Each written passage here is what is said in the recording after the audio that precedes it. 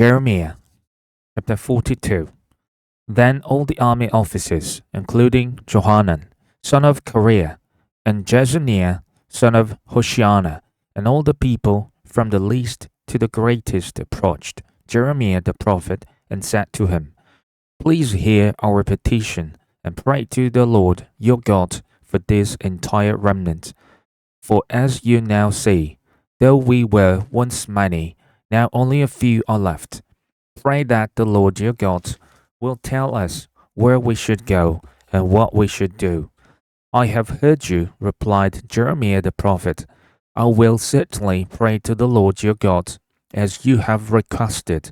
I will tell you everything the Lord says, and will keep nothing back from you. Then they said to Jeremiah, May the Lord be a true and faithful witness against us, if we do not act in accordance with everything the Lord your God sends you to tell us. Whether it is favorable or unfavorable, we will obey the Lord our God, to whom we are sending you, so that it will go well with us, for we will obey the Lord our God. 10 days later, the word of the Lord came to Jeremiah.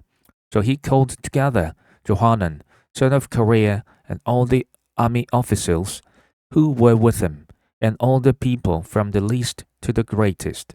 He said to them, This is what the Lord, the God of Israel, to whom you sent me to present your petition, says, If you stay in this land, I will build you up and not tear you down. I will plant you and not uproot you, for I have relented concerning the disaster I have inflicted on you. Do not be afraid of the king of Babylon, whom you now fear. Do not be afraid of him, declares the Lord, for I am with you, and will save you, and deliver you from his hands. I will show you compassion, so that he will have compassion on you, and restore you to your land. However, if you say, We will not stay in this land, and so disobey the Lord your God, and if you say, No, we will go and live in Egypt, where we will not see war, or hear the trumpet, or be hungry for bread, then hear the word of the Lord. You remnant of Judah, this is what the Lord Almighty, the God of Israel, says. If you are determined to go to Egypt, and you do go to settle there, then the sword you fear will overtake you there, and the famine you dread will follow you into Egypt, and there you will die.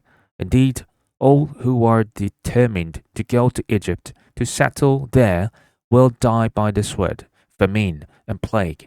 Not one of them will survive or escape the disaster I will bring on them.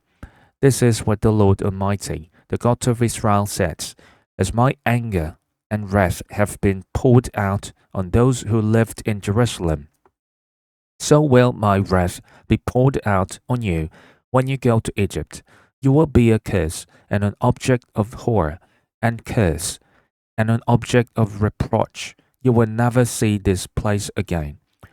Remnant of Judah, the Lord has told you, do not go to Egypt. Be sure of this. I warn you today that you made a fatal mistake when you sent me to the Lord your God and said, Pray to the Lord our God for us. Tell us everything he says, and we will do it. I have told you today, but you still have not obeyed the Lord your God in all he sent me to tell you. So now be sure of this. You will die by the sword, famine, and plague in the place where you want to go to settle. Jeremiah chapter 43. When Jeremiah had finished telling the people all the words of the Lord their God, everything the Lord had sent him to tell them, Azariah, son of Hoshiana, and Johanan, son of Kareah, and all the arrogant men said to Jeremiah, You are lying. The Lord our God has not sent you to say, You must not go to Egypt to settle there. But Baruch, son of Neriah, is inciting you against us to hand us over to the Babylonians, so they may kill us and carry us into exile to Babylon. So Johanan, son of Kareah, and all the army officers, and all the people disobeyed the Lord's command to stay in the land of Judah. Instead, Johanan, son of Kareah, and all the army officers led away all the remnant of Judah, who had come back to live in the land of Judah from all nations where they had been scattered. They also led away all those whom Nebuzaradan, commander of the imperial guard, had left with Gedaliah, son of Ahikam, the son of Shaphan, the men, the women, the children, and the king's daughters. And they took Jeremiah the prophet and Baruch, son of Neriah, along with them. So they entered Egypt in disobedience to the Lord and went as far as Taphanes. In Taphanes, the word of the Lord came to Jeremiah.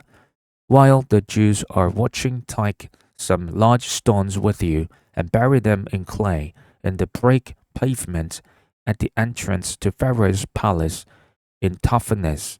Then say to them, This is what the Lord Almighty, the God of Israel, says: I will send for my servant Nebuchadnezzar, king of Babylon, and I will set his throne over these stones I have buried here. He will spread his royal canopy over them. He will come and attack Egypt, bringing death to those destined for death, captivity to those destined for captivity, and the sword to those destined for the sword. He will set fire to the temples of the gods of Egypt. He will burn their temples and take their gods captive. As a shepherd picks his garment clean of lice, so he will pick Egypt clean and depart. There, in the temple of the sun in Egypt, he will demolish the sacred palace and will burn down the temples of the gods of Egypt.